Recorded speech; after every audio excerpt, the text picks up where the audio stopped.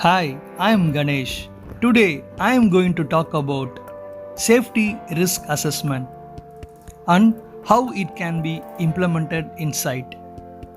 Safety risk assessment is a systematic process of identifying, evaluating, and mitigating potential risks or hazards within a workplace or any other environment.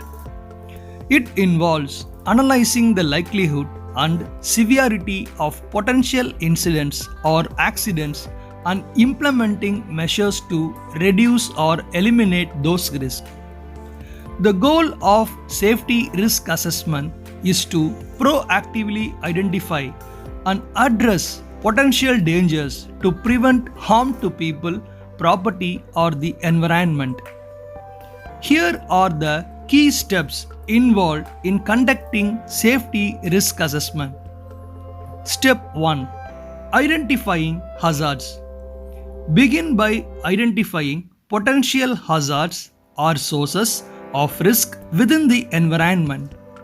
This can include physical hazards, example, slippery floors, exposed wiring; chemical hazards, example, toxic substances; biological hazards, example, pathogens; ergonomic hazards, example, poor workstation design, or any other factors that may pose a risk to safety.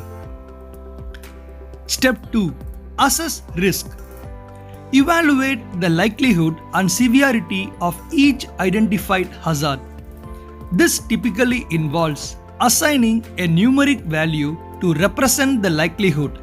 Example, using a scale from 1 to 5 where 1 represents low likelihood and 5 represents high likelihood, and a numerical value to represent the severity.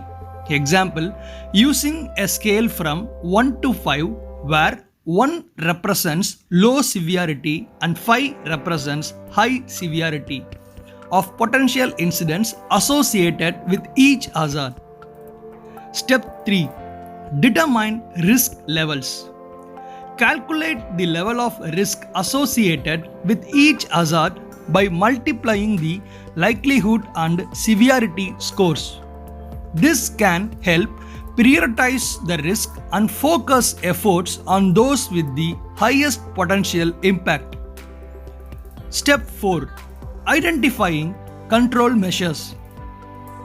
Identify and evaluate potential control measures to mitigate or eliminate the identified risk. Control measures can include engineering controls, example, physical barriers, ventilation systems, etc. Administrative controls, example, safety policies, training programs, or etc. And personal protective equipment, PPE requirements. Step 5. Implementing controls. Select and implement the most appropriate control measures based on the effectiveness, feasibility, and cost. Ensure the control measures are properly integrated into work process and communicated to relevant personnel. Step 6. Monitor and review. Regularly monitor and review the effectiveness of implemented control measures. This can include conducting inspections, analyzing incident data, and seeking feedback from employees. If necessary, make adjustments or improvements to control measures to ensure ongoing effectiveness. Step 7. Documentation. Document the entire risk assessment process, including hazard identification, risk assessment findings, control measures implemented, and ongoing monitoring efforts. The documentation serves as a record of the risk assessment process and can be used for future reference and compliance purposes.